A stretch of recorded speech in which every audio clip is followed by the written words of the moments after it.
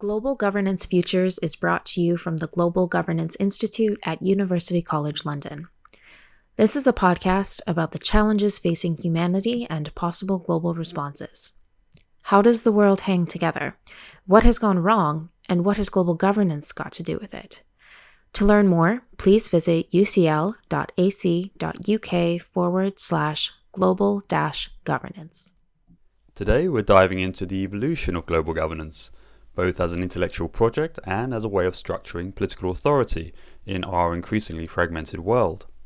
And who better to guide us through this exploration than Professor Philipp Pattberg, one of the leading scholars shaping our understanding of transnational environmental governance.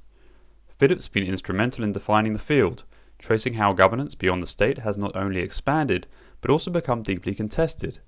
As we approach COP30 in Belém, Brazil, marking the 10th anniversary of the Paris Agreement, the urgency of climate governance keeps mounting, yet the gap between ambition and action has never been greater. As we explore, in contrast to the optimism of the 1990s, climate governance is now deeply politicized. Meanwhile, the broader discourse on global governance is also evolving in response to real-world developments. So how should we think about global environmental governance today? And what does the future hold for governance in an era of planetary crises? We don't govern the Earth or the Earth system. We don't govern the planetary cycles. We actually govern through humans. The climate changes because of human action. We also don't directly fix the climate, if we can do that at all, but we do that by changing human behavior at various scales. This is Imperfect Utopias or Bust, Global Governance Futures. Philipp Pattberg is Professor of Transnational Environmental Governance at VU Amsterdam and Director of the Amsterdam Sustainability Institute. His research explores the role of non-state actors, institutional complexity, and governance innovations in addressing global environmental challenges. We spoke with him in December 2024. Hey, well, it's great to have you on the podcast, Philipp. I've been looking forward to this one. Thanks. For a while now.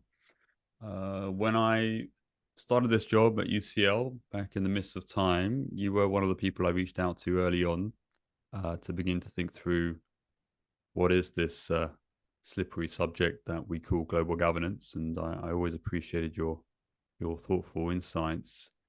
It's just over 10 years later, and the world has changed a lot since 2013.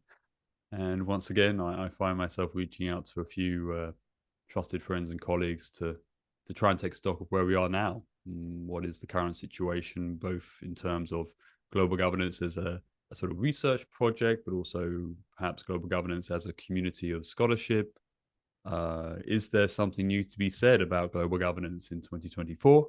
Do we need a global governance 2.0, or is it an idea whose time has come and gone? But before we get into all of that, perhaps we can begin on a slightly more personal note. So I'd like to invite you to cast your mind back and tell us a little bit about what initially inspired your interest in global politics, global governance. Yeah, thanks, Tom. Great to be here. Thanks for having me. It's a real pleasure. And yeah, let's do that. So when I think back in time, so why did I get involved in both studying international politics, international relations, but also my academic field of global environmental politics and the concept of global governance? So I think it all comes back to that I was a political person before I really knew about the concept of political science in detail and any meaningful concept of global politics. I was kind of an activist of sort, involved in local, small-scale political discussions, typical youth, I would say, right? So being interested in things like Karl Marx, justice, but also the environment from a quite early age. So I perceived what was going on at the time, so that's the early 1990s, already as quite problematic. So I was reading about, deforestation in the Amazon and about pollution, and ozone was, of course, one of these big things that we still I heard about as an imminent threat to our health, for example. But I also grew up in times of Chernobyl, so I can remember actually when that happened, and when we were told, don't drink milk. No one told you why. I actually never liked milk, so that was kind of easy for me. Don't go in the woods and collect mushrooms. No one told you why. So I remember that sort of feeling of threat without really understanding what was going on as a child. I was around 10 when Chernobyl happened. So that's how I grew up, and I think that inspired in me a search for answers to these questions, but I didn't really connect them yet into a bigger picture. So I thought when I had graduated from high school, what could I do to understand those things? And it was kind of logical to look for politics and study political science to do that, and eventually then go and specialize in international relations because I always saw this connection. But that's sort of in a nutshell how I got to my interest in global phenomena, in particular into environmental politics, which is my specialization. Yeah, I don't actually remember Chernobyl. We're around the same age. I do remember the fall of the Berlin Wall, and there was a kids show where they were giving away pieces of rock from the wall. Yeah, yeah. Yeah, you could bid for that. Mm. Yeah, I mean, one of the questions which comes up quite often, perhaps with colleagues who are a bit longer in the tooth, is what was it like engaging with international relations at the end of the Cold War in the early 1990s, in sort of the heyday of the Fukuyama end of history moment? I mean, you received your undergrad in 2000, and then you went on to do a PhD, and you graduated in 2006 at the Free University Berlin. I think it is an interesting question as to how we might historicize that moment in time when we sort of graduated into the academy, Right. into Yeah. international relations. So, this is perhaps the most significant shift to mark is the pre and post 2001, the shift Right. into the war on terror era. Yeah. I mean, how did that inform your early experience of navigating the field of IR or global politics? Yeah, I think that's a great question. And I think I will use two dates. One is 1997, when I was still at university studying. So I actually started in 1995 in Bonn, in Germany. And in 1997, as you know, the Kyoto Protocol was negotiated and agreed upon. Kyoto Protocol to the United Nations Framework Convention on Climate Change that dates back to 1992. So that convention, the UNFCCC, was actually entering into force in 1994, which meant that a year later, the first COP, Conference of the Parties, would be held in Berlin. So COP1 was in Berlin. And that is the year I started at university. So that was the context. And 2 years later in Kyoto, there was already a concrete agreement how to reduce emissions. It was not very ambitious, as probably many people listening know, 5% below a 1990 baseline, and so on. But it was a significant step from a framework convention to actual action, mainly of the developed countries, so those who were historically responsible. So when I look back to 1997, and I read that actually in the papers, and I can still remember it was really in the back of the paper, wasn't a front page item.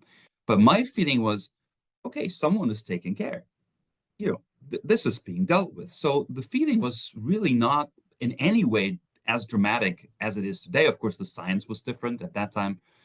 I think the estimate was still like 60% anthropogenic and 40% maybe natural, and that has shifted quickly. But my feeling was, okay, we're on it. And that, I think, harks back to this idea of the 1990s being that period of optimism, of this peace dividend, where we go beyond the Cold War and we actually focus on the issues that concern humanity. So development, justice, fairness, the environment, right? So in that spirit, my recollection of that time is very positive and sort of, yeah, someone is on it. So, so I actually thought the thing I would study as an issue area in environmental politics was deforestation, because no one works on that. And then fast forward to the early 2000s, when I was actually, after my degree in Bonn, I went on to Bologna to study at Johns Hopkins, and they have a center there, the Paul H. Nitze School for International Studies, and I did a 1-year diploma there. And I remember that was in 2001. So in fall 2000, there was a US election, and we were gathered in the basement of the school, and we were watching telly. And the expectation was Gore would win, and sort of there would be a continuation of a relatively left liberal, pro-environmental. You can debate, of course, the track record of Bill Clinton, maybe, but Gore was kind of outspoken on that. So the assumption was he would win, and everything would be fine, and we could do other stuff, right? Now that didn't happen. And I remember sitting in that basement and it was too close to call.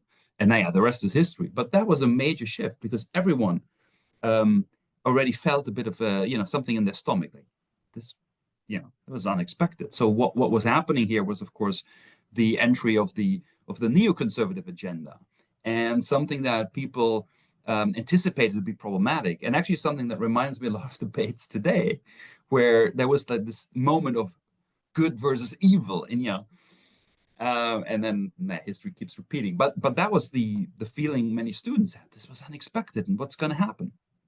Now, when I graduated in the summer of 2001, that shock was like barely sort of worked through in a way, because it had major implications, of course, also for things that I was interested in global politics and environmental issues. And then came September 11th. And I'm not going to go into that per se, but that really took away a lot of the certainties that people had at that time, right? So that is an international order, which is sort of based on collaboration, multilateralism, focus on development and environmental issues. And that shifted really radically, very quickly, into the war and terror and a whole new narrative of using military power to control outcomes, which then, sparked a whole cascade of events that we still, in a way, see today. So very short, 1997, very positive. Couple of years later, already a major, a major departure from that narrative of progress, basically, and this end of history narrative and the victory of liberal democracy.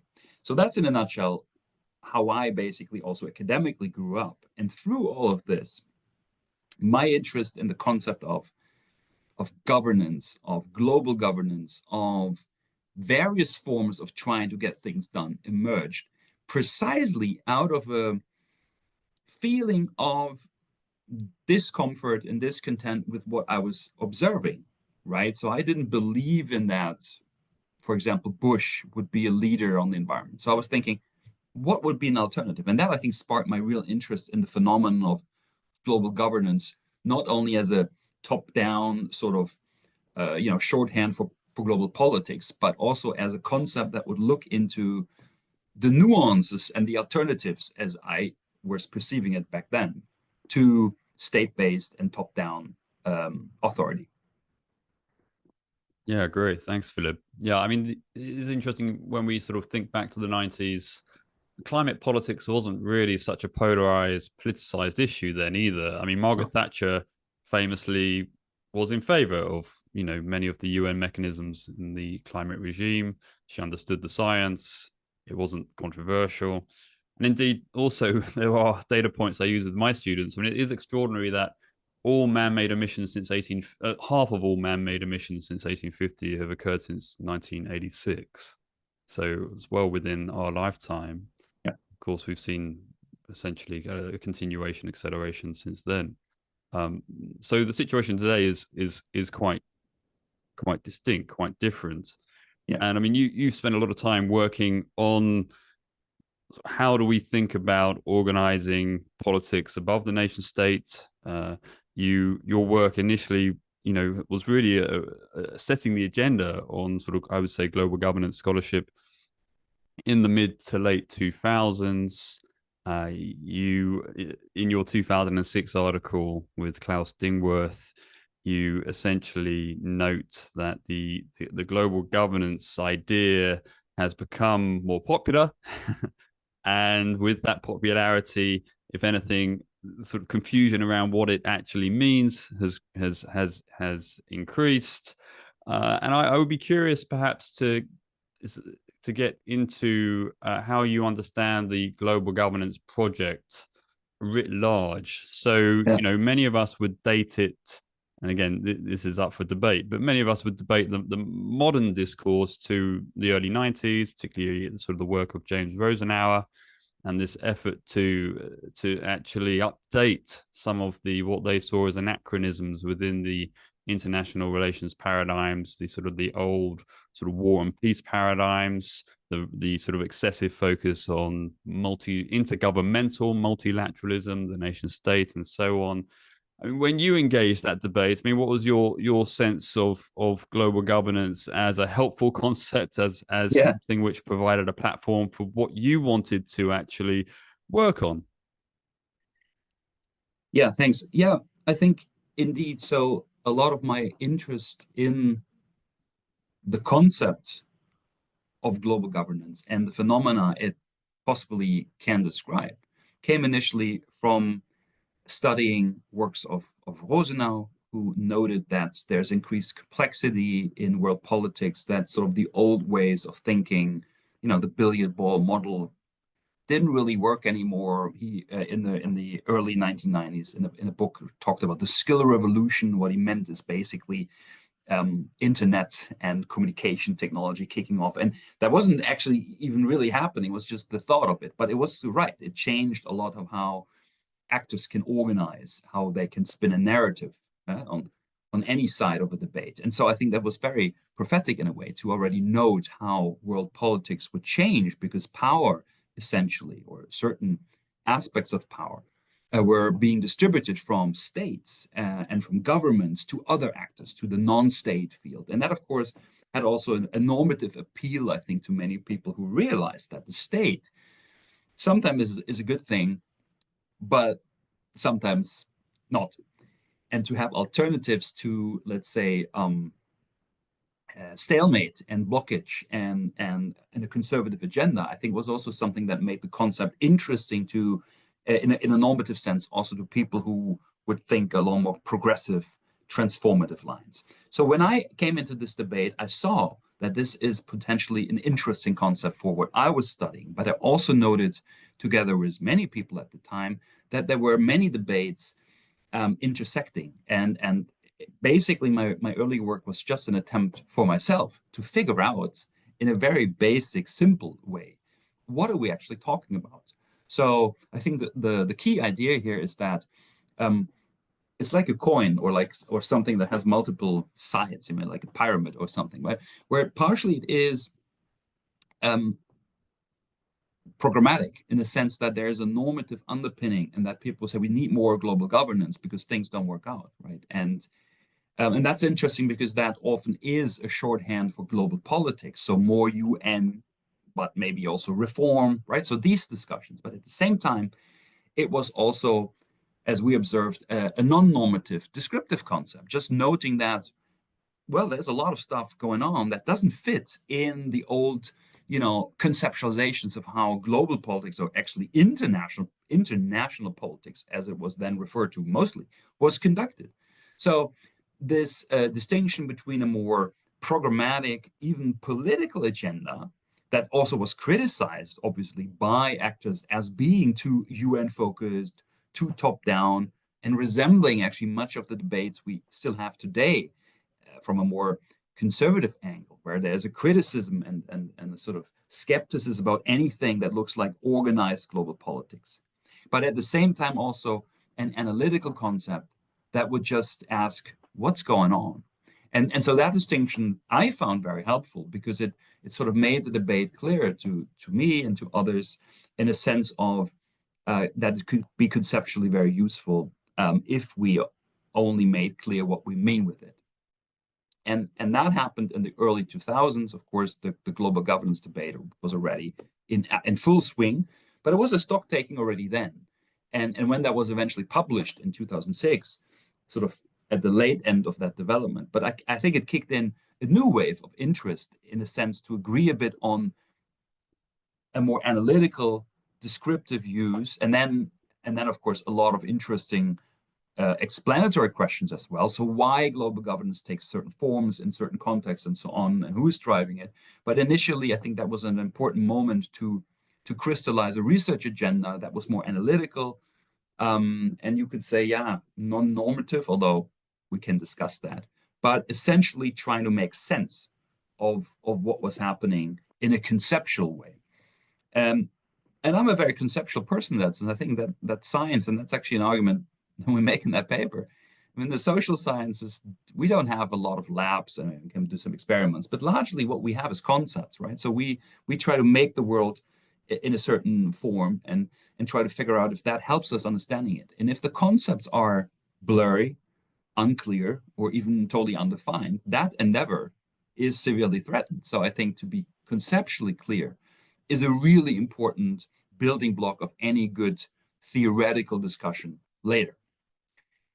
The downside, I think, is that many people criticize also this as a purely descriptive endeavor to describe stuff. So what?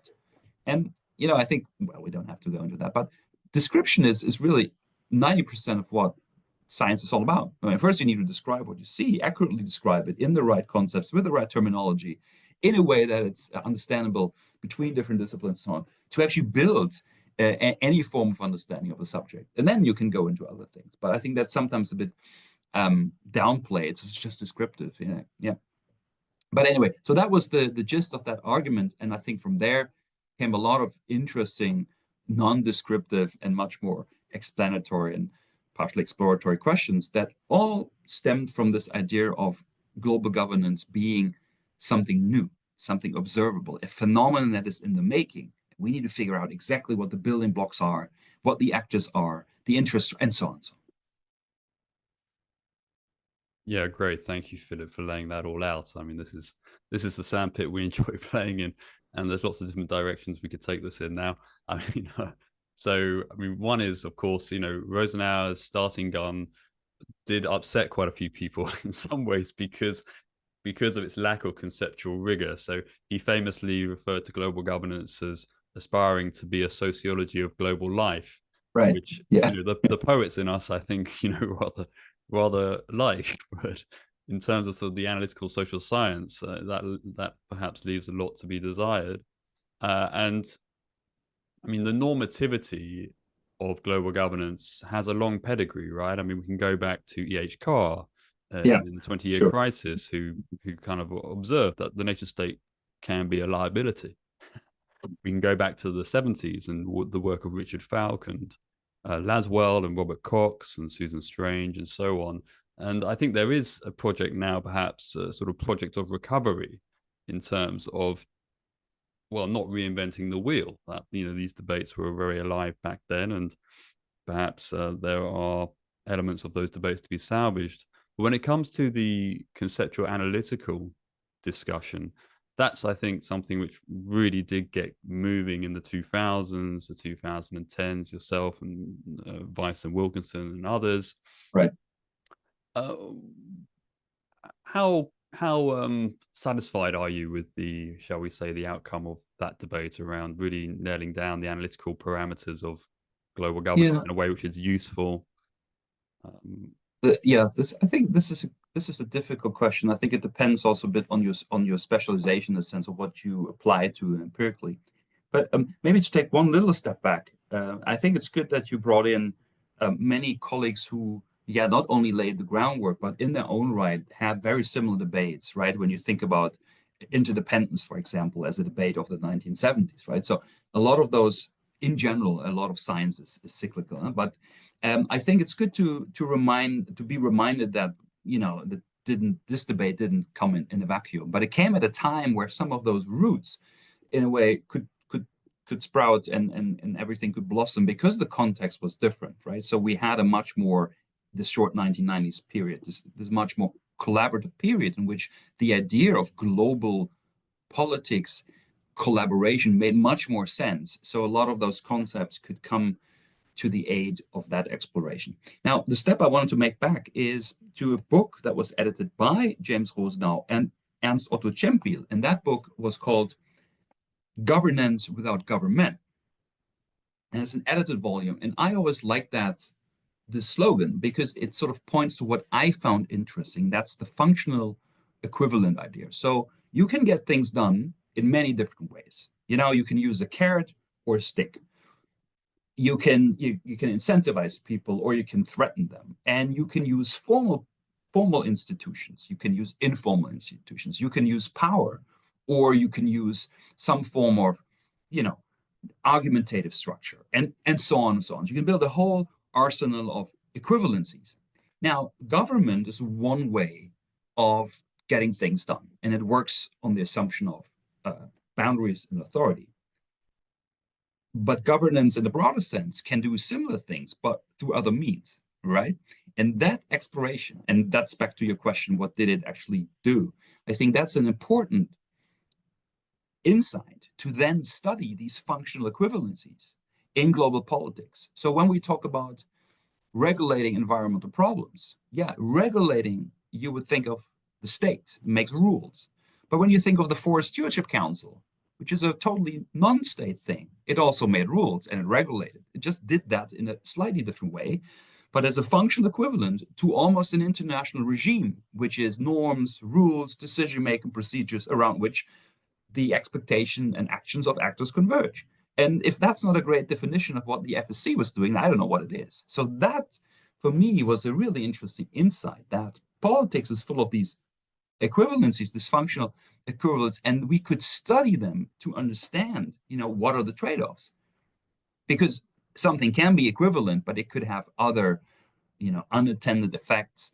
It could work in slightly different ways. It could use different mechanisms, let's say. So there was a whole theory to be built on how the outcomes of governance could be achieved via different routes, via an international environmental agreement among states, via a non-state certification scheme, via partnerships between different sectors, via activism or political narratives, and so on and so on. So I think that was the research program, the analytical research program, in fact, that I was interested in, and still am interested in, to understand the breadth and the depth of governance at the global scale, but in its manifold variations, but also in its similarities.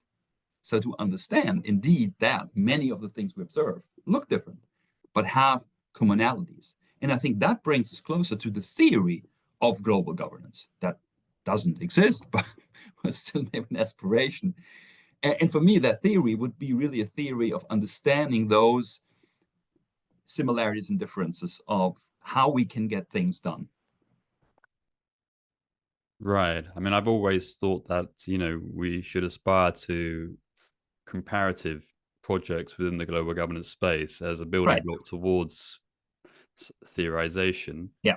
I think honorable mention to Michael Zune and his book Theory of Global Governance, but yes, ultimately perhaps it is a little bit more a theory of sort of multilateralism than, well, it's to be it's a debate to be had there in terms of how we set parameters and scope around the concept that we then theorize. Yeah. One thing I think I think it's good to also recall, yes, complex interdependence, Cohen and Nye, and that idea still has an awful lot of life in it, and it's still, in a sense, galvanizing new theories and ideas such as weaponized interdependence, the recent project by Fowler and Newman, and that's very exciting innovation in a context where perhaps we're seeing these security logics penetrating, intervening into what was perhaps in the 90s understood as a more liberal cooperation context. Yeah. I suppose something we want to address head on, you mentioned this idea that, global governance as a non-normative project. Some regard global governance as a deeply normative project, and, some would regard the very ideal global governance as, in a sense, tarnished, that it has these sort of neoliberal values that are embedded within its framework. Mark Marzauer famously said, it's a concept that should be allowed to die without too much fuss. And I know that you've strongly did those claims in the 2011 piece that you did, I think, again with Klaus Dingworth actually, and Henk Overbeek and others, which was a very interesting intervention. So perhaps you could just lay out a little bit your thoughts on, what is the politics of global governance, and how do we make explicit perhaps some of that potential normative baggage that the concept is carrying? Good. So I think indeed that's a crucial question, and it has, for me at least, two different answers in a way. One is more personal, and that's a development story. So in the to the extent that you grow or you change as a person, you change your views. So you will reevaluate some of the claims you made, and you will reassess certain things. But the other thing is more about the research process and about both ontology and epistemology, actually, because the question is always, what's in the box. So if you draw a box and you say, this is global governance, then there's something outside of the box. So there's a boundary. And then you study what's in the box. Now, of course, there's a tendency, and that's what makes social sciences and humanities so interesting. You can always look at the boundary and the box. And then you can looking at it and do that in an endless regression. My point is that most of the debate that we were having was in the box. It was said, okay, if you accept this as a useful term, let's figure out what's going on. Now, of course, then you can take a step back, and some did that and said, yeah, look, guys, look at the box. It looks very neoliberal. And I totally agree. It's also not surprising that, of course, a major concept is linked to ideologies, and ideologies vary over time. We can have a discussion if they do that in a linear way a la Marx, or if it's really like a oscillation, which is more the meta theory I would favor here. But of course, it's always a truism to say that something is embedded in something. So of course, the discourse, the academic analytical discourse had to draw a box. And that was mainly trying to figure out the details, that this overall structure of global governance is also ideological in the sense that it carries certain assumptions, normativities, power structures, and really narratives of what is correct, what's incorrect. That is a given, but you cannot always theorize that, because otherwise you would always have a meta theory. So I think we also need a division of labor in which some people pursue some detailed phenomenon. So how does certification of palm oil really play out in Indonesia as a form of global governance? And others who look at the box and would say it has certain characteristics, and of course the debate about liberal environmentalism, for example, right? It's quite helpful in that sense that this was always recognized early on, that the Kyoto Protocol of 1997 is a great example of, indeed, Bill Clinton's ideas about how we should deal with problems, as like through the market. That's not surprising, right? But I think, yeah, division of labor here is what I would always suggest. On a personal note, beyond that, question of where you draw the boundaries of what you study and how you reflect on it, I also had a time in my own academic career where I almost, I think explicitly tried to refrain from being normative, because I thought, and I explained a bit why, because I come from a more political background in the sense of my own motivation. So I thought, so as an academic, you need to sort of downplay that. You're not an activist. You need to, need to be objective and so on. So I was playing into that idea of neutral science. But I realized quickly that that's not true, at least for me. That's not how it works. It's also not very useful. But so I had to adapt that in myself. So today I'm a bit more outspoken about recognizing that there are these normativities. That doesn't mean that you couldn't use the analytical concept for certain questions, right? I'm a very theoretically eclectic person because, I don't think that there is one way of looking at something in any way. So why not look at it in 2 or 3 different ways? Is usually just great fun and will broaden your horizon. So you can use a descriptive analytical concept to understand something, while you can at the same time recognize its ideological roots. The question is, do you need to do that in the same paper? And I think that is also something that many colleagues sort of, I don't know, or like some colleagues still try to strive for, this being pure. So, you have to be like, it's like almost like a church. So you said this, and so that means the only thing you can do is that. I don't believe that. I don't think that's very fruitful. Nor is it, I think, reflecting human nature. I think we're very curious, so you are always trying to sort of, look at stuff from different perspectives. So for me, the normativity is a fact in a sense, but it doesn't mean that we cannot study global governance only because it has normative roots and implications. And sometimes we can focus on them, and sometimes we focus on other things. But to always focus on everything is, I think, also not the strategy to go for in terms of the scientific enterprise, which is, as you know, always sort of cutting down stuff. Yeah, no, that's fascinating. And, having had quite a few conversations recently with ecologists and this sort of niche of political geoecology, which I recently discovered and have been enjoying, they would often say, yes, there was in the 1970s, global governance projects around sort of global organization for climate action were quite a radical endeavor. And then something happens in the early 80s and we move into liberal environmentalism, we move into sustainable development. But nevertheless, it's in some respects, it's about historicizing these ideas and accepting that there's always going to be normativity there. So can we essentially expose that and essentially make that normativity explicit? I think is one potentially helpful step.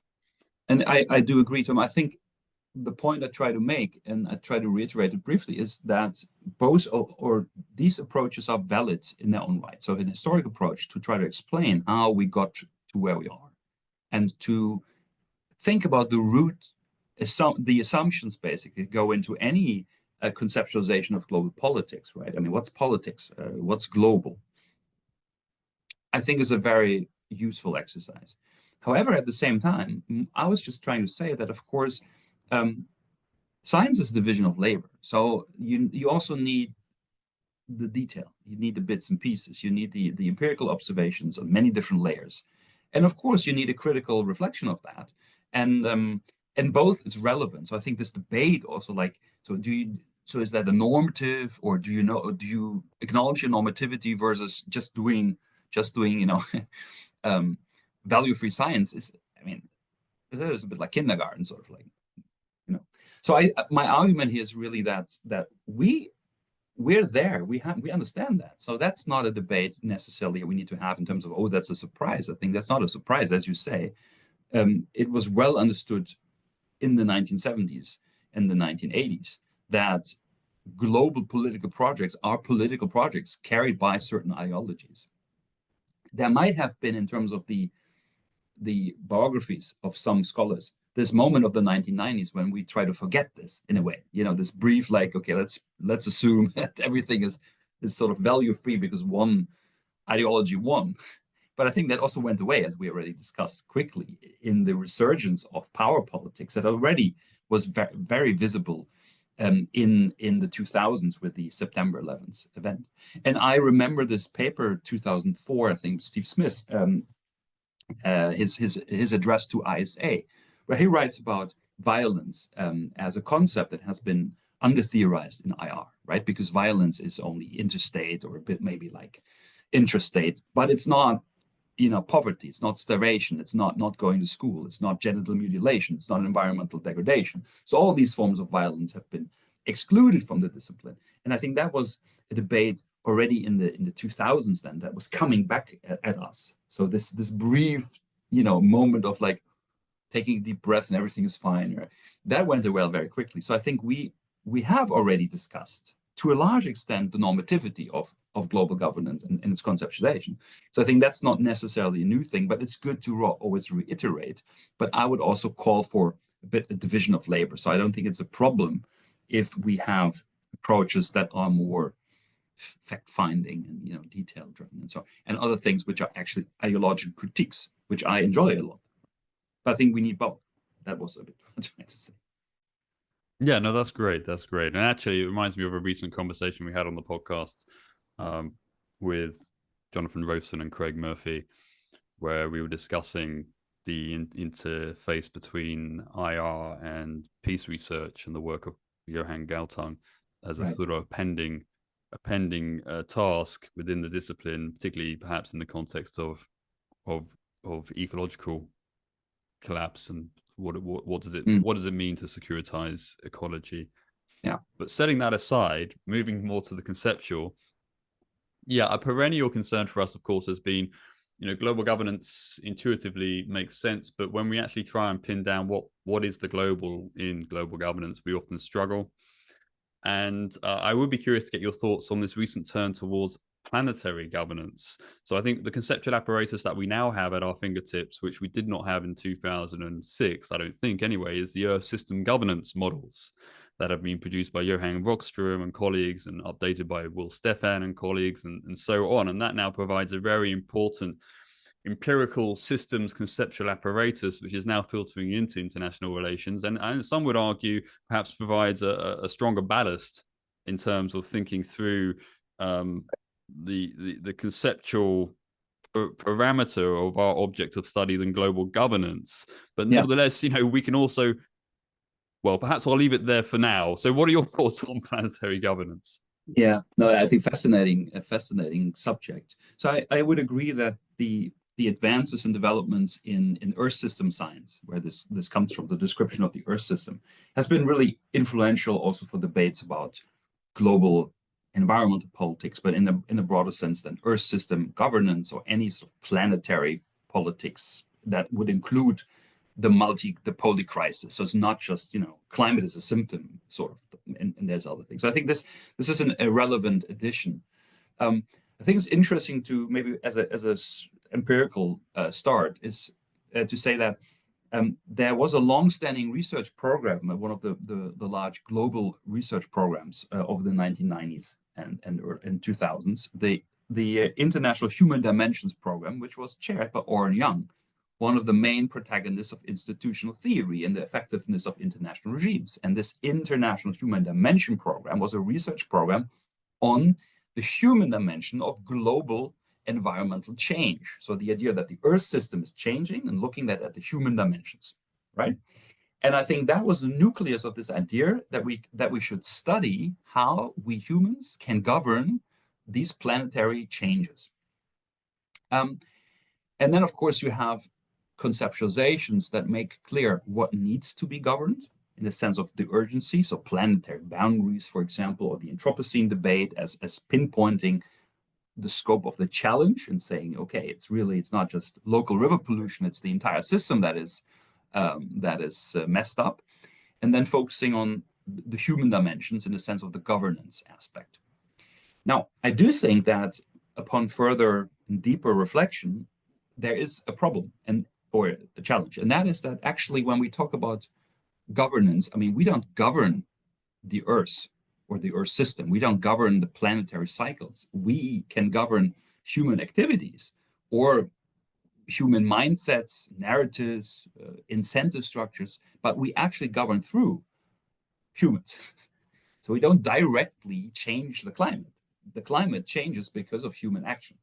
We also don't directly fix the climate, if we can do that at all, but we do that by changing human behavior at various scales. So of course, we don't really govern the natural part of the Earth system, but we govern human activities and human behavior. Of course, human behavior is part of this broader system. So we're looking into an integrated understanding, a sort of coupled socio-natural system. And I think in that sense, we are closer to finding that synthesis in understanding that we are part of the Earth system as human society, as individuals, as political systems, as sort of just your brain cells and your genes and all of this being part of the Earth system, but still studying its governance needs a separate approach or has a separate focus. And I think in that sense, yes, this is new because it focuses on that link between the system and the human component and trying to understand as an integrated part. But essentially, it's still the human dimensions that we study, even in an integrated way. But I would agree that is a game changer in the perception of what we try to govern. I think just back a bit to the debates of the 80s or 70s. I think when someone was referring to world politics then or global politics, what was meant is really just the largest conceivable sort of public that you can think about, right? And that has changed. And now when we talk about global politics or Earth system, we really talk about this coupled social and social natural system, the Earth as an integrated living entity, which includes many millions of life forms, including humans, the natural systems, and our approaches, cognitive, to understand and then also to behaviorally intervene. And that all is an integrated Earth system in a way. So if you model that, right, then you also model human behavior. And I think there indeed we have conceptually made quite important advances that unfortunately not yet show in some of the results achieved.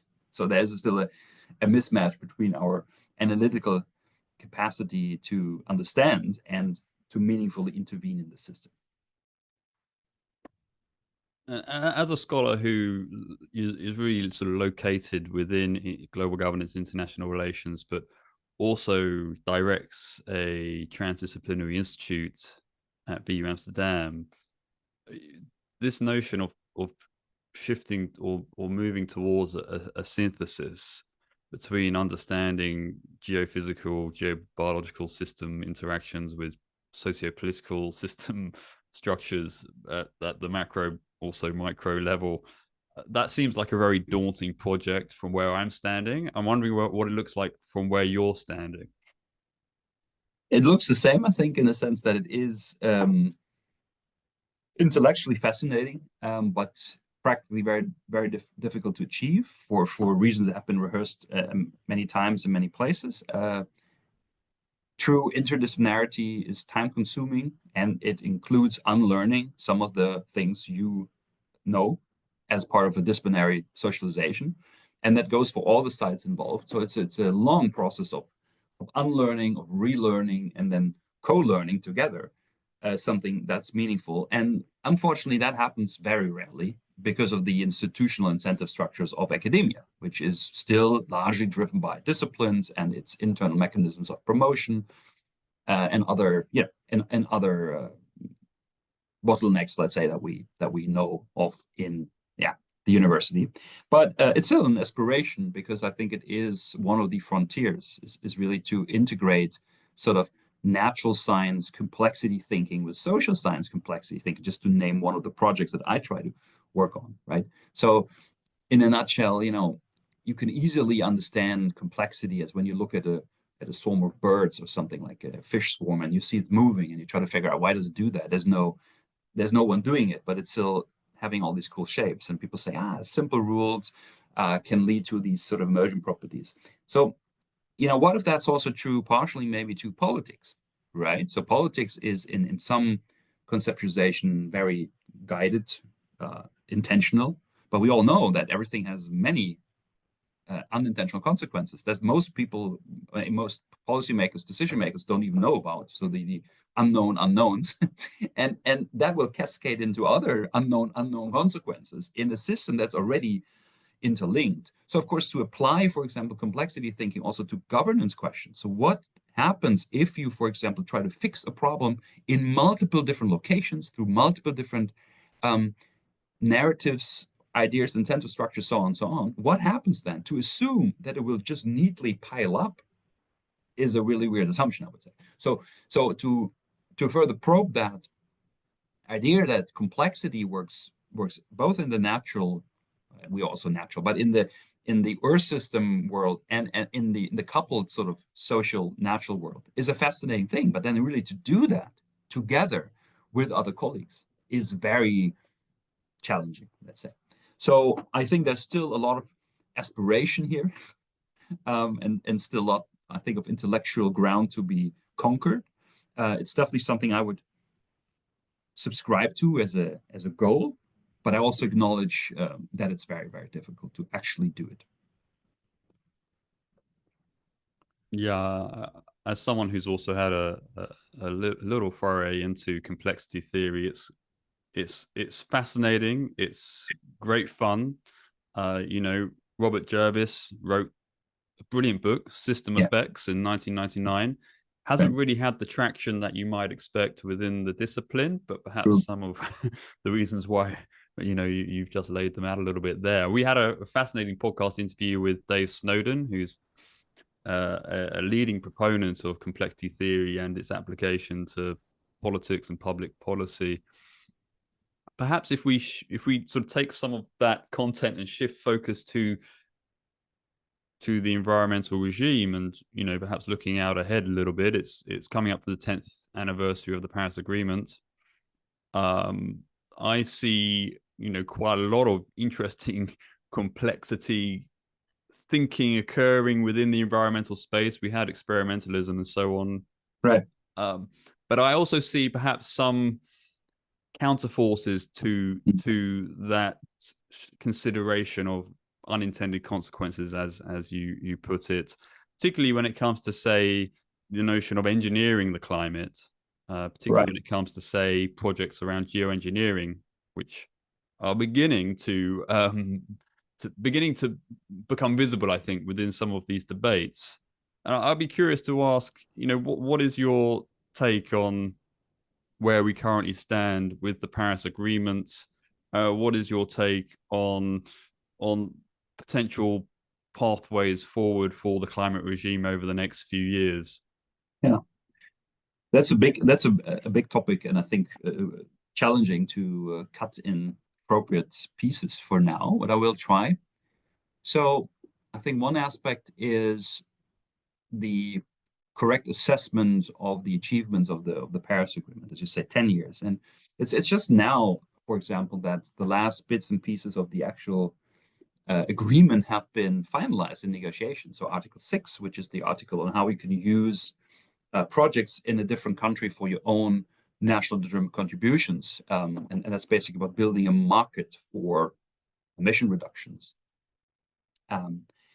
It has just been concluded. So 10 years of textual negotiations on a very complicated subject have just been concluded. So one thing I think is important to understand, that although you can say the Paris Agreement has been agreed upon in 2015, the nuance here is its very rough structure has been agreed upon.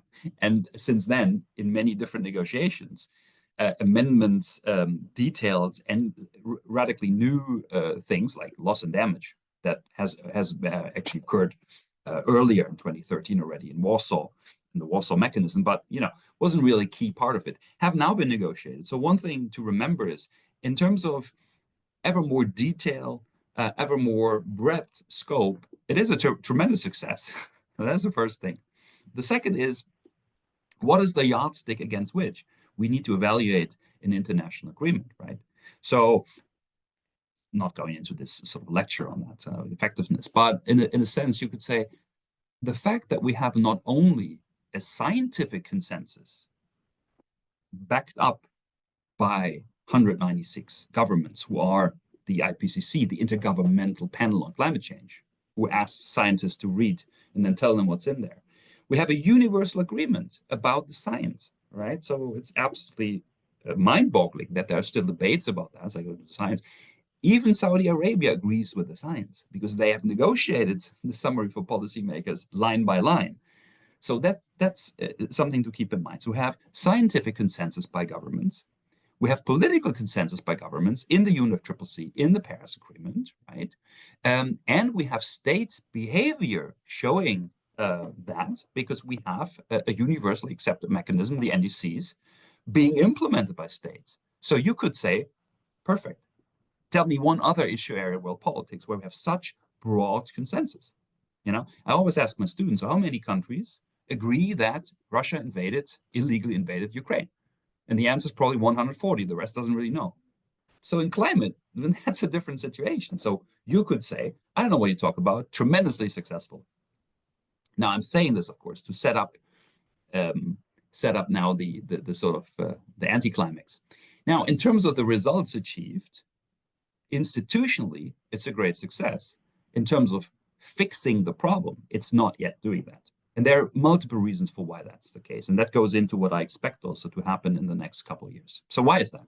But first of all, you can't fix the climate. That's the wrong assumption. We can only intervene in certain social human systems that have an impact on emissions, absorption rates, adaptation, and so on and so on. So it's via many things. And because climate is everything you do, from doing this here today, from having my coffee, taking a shower, it is basically saying we have to reorganize the entire world, everything we do, which is very difficult. So that's just the starting point. Now, the other aspect is, and that's more institutionally, that the Paris Agreement is built on the idea, and we can debate, that's a good idea, of slow progress made by iteration. So the key idea of the Paris Agreement is that no one will achieve what needs to be done immediately. So we need to give countries sufficient time to raise their ambitions, to learn from each other, and to put social pressure, peer pressure on each other to move the entire system step by step, like a ladder up, which is called the ratcheting mechanism, which is institutionally every 5 years, the individual climate plans, mitigation, adaptation of every individual country, so 195, whatever, plus the EU, every 5 years, that plan, the NDC, gets more ambitious. And you do this until you're where you have to be. It is a brilliant idea, by the way. Now, the problem is that the climate system doesn't work like this.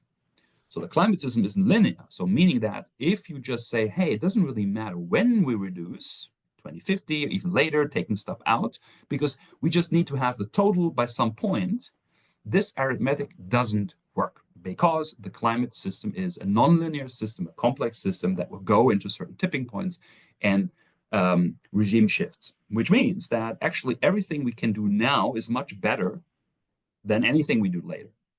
But that's not the political logic. Political logic is, well, we have to do it sometime, rather late, because late means I don't need to pay now, I'm not accountable now, and maybe there's a solution later. And that logic is hard to break through. Now, is that the problem of the Paris Agreement? Yes, because the negotiators should have probably understood that better, but they didn't. The 2-degree target, which is in the Paris Agreement, and is a scientific target that goes way back to the 1990s where that has first been proposed, is of course a very complex target because it means a temperature is translated into a total output of certain emissions in the equivalent of CO2 over a certain period of time, assuming certain other parameters.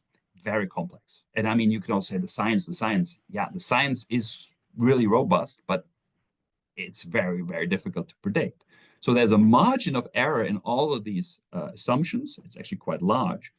And it means that a lot can go wrong. And I think that's something that institutionally wasn't really put in the Paris Agreement.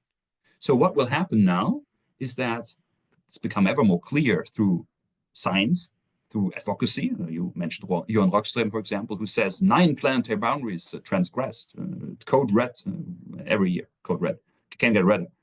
And the reason why that's happening is because we need to put pressure on this decision-making system, which is slow, but I think still well organized, to make sure that the people in power, accountable, understand that now is the time to take radical decisions and do reductions, and that it cannot be smeared out equally until 2050 and later. Bringing in your question around alternatives, of course, the whole idea about carbon capture and storage, geoengineering, solar radiation management, are all attempts to, if you want to be positive, give us more room to achieve that. If you're more negative, basically saying derail any true transformation. That also explains why they pop up now, because the truth is dawning on many actors that it's too little too late. It's still possible, but immensely hard, immensely costly, immensely political, difficult to achieve, with huge fallout and sort of casualties in a sense, in the metaphorical sense.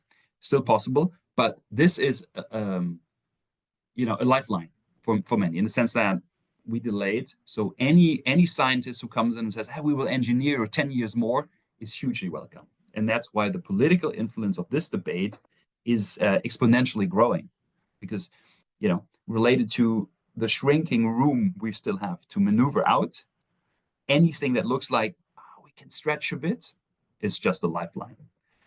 So my assessment of the Paris Agreement is it's moving in the right direction. It's moving too slow. So we need to put more pressure on decision makers. How to do that is a whole new discussion on political strategy, on where the power is, what the problem is. But in a nutshell, I think it means that all parts of society, so not just governments, need to think through what transition means for them and to take appropriate steps to preempt that. And I think it's happening, and that's why we're back to the global governance concept. When you look at the non-state, when you look at cities, regions, parts of the business world, not all, but parts, the innovation that are in front of the curve, the solar industry, whatever, and certain interests and certain intellectual discussions, changes that we have. For example, we don't talk about emissions. Now we talk about fossil fuels. You're like, why did we do that? We didn't do that for 40 years in the climate regime. It's really mind-boggling. First time the word fossil was put in the UN document on climate was in Glasgow. So just a couple of years back at COP26. But we are making these changes. We're now discussing degrowth. We're discussing rapid societal transformations. That's UN document. This is language from UNFCCC documents. So we're discussing not just tinkering, we're discussing deep changes. So we're actually making massive steps already mentally. And that's a bit like the iceberg problem. We're focused on everything that doesn't work. And I agree, I'm scared too. But we have to also see that there's a huge change under the waterline. It's a mental change. It's just Google how many people, how many papers, how many discussions we have on degrowth. Yeah, it's an old idea. Yeah, small is beautiful, la la la. But it was never that big. So there is change, and it's happening at every corner you look, and there's contestation. I'm not naive, but of course the measure to determine progress is always contestation. Yeah, because when people push back, then it hurts. That's why we had a massive amount of fossil fuel lobbyists at the latest COPs. It's not because everything's going as they want, then they don't need to show. It's because they know it's crunch time and it's not going their way, right? So I'm a bit optimistic in the sense that we do see a very contested period, but that is still possible to go into the right, let's say, normatively for me and scientifically desired trajectory. But it's not because there's a fault in the Paris Agreement that that's difficult. It's because changing everything we do and selling this as something good requires a lot of skill and a totally different narrative. Yeah, stop talking about what you can do. Can have a car, you can go on holiday with a plane. Stop doing that. And start about telling people what they can do. You will live healthier, you will be happier, you will have to work less, and so on and so on. And this is an old discussion as well. But we have been focusing totally on the negative all the time. And that's why political, conservative, or you say like new rights movements can seize that. And they can say, look, people come and take something away that you deserve. And I mean, who would vote for that? I'm not voting for someone coming along taking stuff that I deserve. Yeah, no one's doing that. But we can change that. And I think the Paris Agreement is a good stepping stone. I mean, it's not perfect, but I mean, what human institution is perfect? So all of this for me, in conclusion, sorry for the lengthy answer, is that I don't want to say that I'm an optimist. I think it's a rather weird debate anyway. But I think there's no reason to be cynical. No political fight, no large societal transformation has been achieved by people saying, it's too late, I'm not gonna abolish slavery. No. That is not how these things go. There's no guarantee about the outcome, right? So that's also clear. And I'm a big fan of preparing for multiple scenarios. So breaking together and taking into account that global politics might be hugely affected by what's going to come. I think that's actually a good thing to do. Intellectually and practically doesn't mean I think we are already failing. Great job, Philip. That was a big question. So well handled, and thank you. Yeah, very, very illuminating. And as a human rights scholar, something which perhaps I also do remind the students of is that human rights has never really been a consensus project. It's always been the result of political struggle. Right. That's the nature of the game. And I think that insight travels well to various other areas, including, of course, environmental politics. And it is quite extraordinary how rapid the narrative shift has been. If we think that Extinction Rebellion launched in 2018, right? That's 6 years ago. It's not a long time. No, not at all. And I think that's correct, that often the sort of the implicit assumptions we have are wrong, in the sense that if something doesn't immediately look different, right, we are quick to judge it's a failure. But social change is deep. It's often not visible, right? I mean, there's this I think it's an urban myth, right, that some Chinese leader was asked about the French Revolution, and then currently, or half a century ago, and said it's too early to tell what the implications are. I'm not sure if that ever happened, but it's a good story because it's about that social change is at different levels. Some things is quick.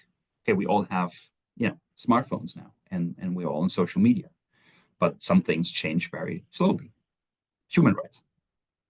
And then there's other things that even change slower, like deep rooted beliefs, that religion is still with us. And some sort of Enlightenment scholars would have thought like, oh, it doesn't happen. Everyone read Kant, so no one should be religious anymore. That doesn't happen. So change and yeah, how we develop as humans, both individually, right, happens at various paces, as a society as well. So I think we shouldn't always take the face value and say, oh, nothing, it all looks the same. No, honestly, when I look outside, and I live in Europe, in the Netherlands, in Amsterdam, this city looks nothing like it did 30 years ago. And people can't believe it because they all think the Dutch always cycled everywhere. And, the car was like, no, this was a totally car-friendly city where we had every available space for the car 30, 40 years ago. Now that has been pushed back through agency, through advocacy, through activism, because people started, for example, to say, our children die on the streets. Okay, so stop killing kids. It was a campaign in the Netherlands. And that led to reduced speeds in cities, that led to more space for the bike. So it's all like past dependency, all the little steps. But people think, oh, no, it has always been like this. Always green. Oh, no, totally not true. And this is what we need to break in the narrative, right? Everything desirable has started with someone figuring out that something could be better and then work for it and campaign for it, build majorities or build consensus or whatever. And it's not just falling from the sky. And this hard work, and also intellectually the hard work that goes into these, the options that we have and how we assess them, that's important. And we shouldn't dismiss that, as like some nitty gritty or whatever. There's always a big picture, but you need to work through that, and then we get results. So that's why I'm also not cynical, because there's so much change, and so that gives me also a lot of energy. Yeah, and I think we probably have something to learn there from the psychologists as well. I think they call that shifting baseline. Yeah, yeah, that's right. That works in both ways. Yeah, but that's a good one. Yeah, it does. Yeah, good. Well, we're rolling to a close. Thank you so much, Philip. It's been a fascinating conversation. I'd like to end on a on some shared reflection as educators, really. So, right. We've conveyed a lot of information in this conversation, a lot of sort of different claims around the debates that are that are really salient in this space. I would be curious to ask, how do you approach education in terms of conveying knowledge, not just for the sake of knowledge, of just collecting information, but actually conveying knowledge as a means of change, whether that is sort of a change in personal preference or as a catalyst for actually being able to create change out there in the real world. And, in this current era of, I think, quite a lot of uncertainty, actually, certainly compared to, the context in which we grew up in our early 20s. I mean, what kind of advice would you have for young people engaging with these big global politics topics that can seem very daunting and perhaps overwhelming? Yeah, that's a good one too.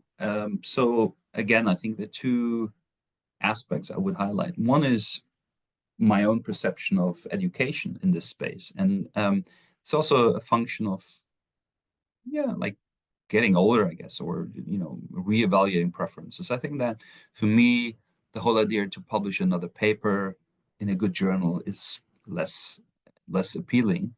Not just as such, but because it also usually takes time away from education. So I enjoy education much more than I thought I could. And I spend much more time on it than I need to, in a sense that, I could get away with much less, but I don't do that because it energizes me. So it's also a bit selfish. It's something that provides me with a lot of energy. But also, indeed, it's really just a rational assessment of where you have most impact, given the skills that you personally have. And it's different for everyone. So I figured out I'm probably a, like mediocre article writer, but I'm a good educator. My own assessment, it could be different. So I try to shift that a bit. And So education also at various scales is trying to influence how we as a university deal with environmental issues, for example, in our educational programs, but also individually. And the other aspect of that question, so that was a personal reflection. The other is what I would say to students or young people who also want to make a market and become involved in this discursive space of global governance. And I think I have really much less concrete suggestions than maybe 10 years ago I would have had. And the reason is indeed that I think that we ran out of clear, like, you should do this is how it is type of, we're still, again, navigating in so much uncertainty that this illusion of certainty is dangerous. So what I would always try to say is, like, let's together equip ourselves with the needed tools to work through these questions. Is this, as we did today, is this a good concept? Is it useful for understanding and then changing things maybe? So this is a question I would try to convey, is rather than the answers, I would say, let's figure out what the good questions are and what we need to probe into. Things are changing rapidly. I see it also with student populations, what they believe in, what they think is important, their values. It's all shifting always. And it's a good reminder that everything is changing always. And so adapting to that change and sticking less to these certainties in terms of, here's my textbook, this is the truth, read it, regurgitate it, learn it, and I will question you with an exam. I think we need to also adapt our own approaches. We need to rethink teaching, and we have, of course, that's not my idea, but in the sustainability space, this is very urgent, right? Questions around how we teach about climate. Do we tell people we're doomed? Now go and fix it. Or we tell them, no, it's all of hope and it's all positive because in China, they have built so much solar last year, then in all the years together, everything. What is the good approach, right? And these are really intellectually stimulating debates, but also really eminently practical debates, how you teach. And I think the only thing I can say is that it's interesting to be involved in those things, in addition to more classical academic debates, because I think it's really here where what we do in terms of our papers and what we do in terms of education can come together and really make a difference. So that would be my answer. I think that's a great note to end on, Philipp. Thank you so much. Thanks for tuning in to Imperfect Utopias or Bust, Global Governance Futures. If you liked this content, please do leave us a comment and subscribe. If you're new to the show and you want to get a list of our favorite books, other resources, listen to past shows, and to join our community, go to ucl.ac.uk/global-governance.